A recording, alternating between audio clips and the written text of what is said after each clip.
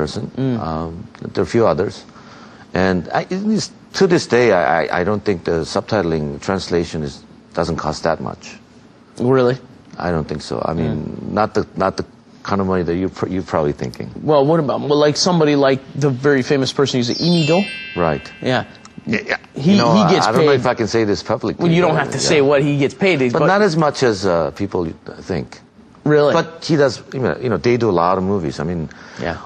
We have over 200 movies getting imported every year to Korea. So that's a lot of movies, right? Yeah, yeah. So it's a lot of opportunities to make money by doing the translation. That's correct. But that is, I always find, do you find this, that it's an underrated skill? Like in Korea, people always seem to feel like anybody can translate anything, right? If they speak English and they speak Korean, they must be able to translate. Right. But translation is a totally different skill from being able to speak both languages. Oh, that is, it actually takes special talent. And also, I think the subtitle has to be as short as possible. Yeah. So people have a chance to look at the film, not read the subtitles, right? So in order to make the subtitles short and actually express more meanings, that is a good translation. Yeah. So that's why translation is crucial when you're importing a movie. Right. Yeah. And a lot of times, certain expressions in English and becomes very long explanation in Korean. So it's very difficult to shorten that and fit into that time. Sure.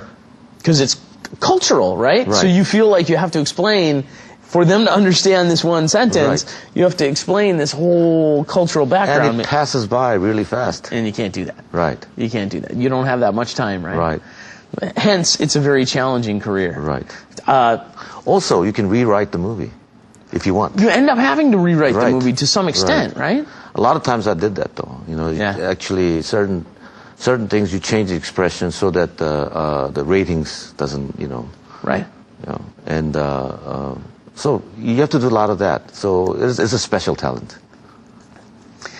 And when you're picking people for your movies, is there any particular skills that you look for when you're picking people to translate your movies? Well, like I said, to this day, I still translate my own. Really? If it's in English. Really? Yes. And because, first, I'm cheap. I don't want to pay anybody. To save cost, of course. Okay. And I still feel that I'm pretty good. And when it comes down to other films, like Japanese films, I give it to someone else. But, they usually send English script also, along with the original Japanese, so I can compare if they did a good job or not. Right. But horror films, I don't think it's as hard as the comedy. Horror action is You're big on easier. horror films lately, aren't you? Well, it was a thing at the time. Japanese horror was doing quite well. Okay. And also the business partner I had in Japan was producing mostly horror films, so that's why I had many horror films. Okay. You speak some Japanese too? Skoshi. Skoshi? Yeah, okay.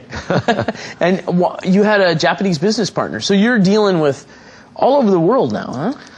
You have to, because, like I said, Korean film has grown so much, and also we try to do a lot of co-production with surrounding countries, and that's the only way to broaden our markets, because we can't only make movies only for the Korean market. Yeah. I mean, it's just too small, so we have to actually reach out to the second biggest market in the world, which is Japan, right? Right. The fastest growing market in the world, which is China.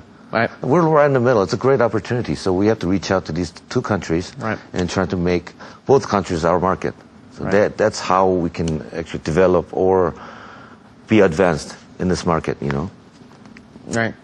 And fortunately, Korean film and Korean TV, we were talking about, have done really well in China, right? What have been some of the big successes in China? Oh, of course, 대장금 was huge success. TV, yeah. And it seems like, unlike Korea, when something becomes a hit in both China or Japan, its popularity lasts very, very long time. Especially in China, since the country is so big. I heard that one TV series, in order for it to go around the world, in China the whole time, it'll take 7 years. Really? So, meaning there will be fans somewhere for at least 7 years, right? Because it's popular at this area first, Beijing first, and then it moves out to the other territories and areas. And but a lot of times, TV series are TV series, but the movies, China is still under quota system. They only allow 22 foreign films a year to be officially imported and distributed, and actually take the shares out. 22? Only 22, yes. That's it? Yep. Well, of course, they can import other things, but you have to buy it outright. In Korea we say 단매, meaning you pay a certain amount of money, very small money, and that's it. And whether it makes big money or small money, we don't know. Right. So that's how they import other films. So we don't really see too much money out of China yet. Right. But hopefully that market will open up.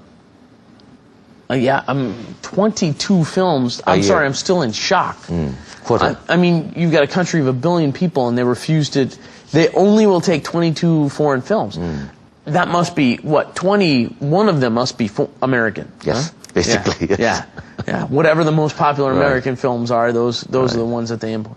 And then maybe a Korean film will sneak in. Maybe one. Yeah. If we're lucky. Yeah. I think there's been only 2 so far. Which 2?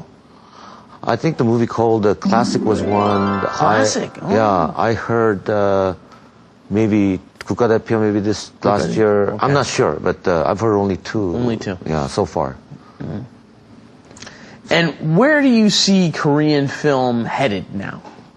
Now that Korean film, you've been in Korean film for 20 years, you've watched it grow from infancy, mostly just importing of foreign films, right? And then some relatively unpopular Korean films that just kind of did okay.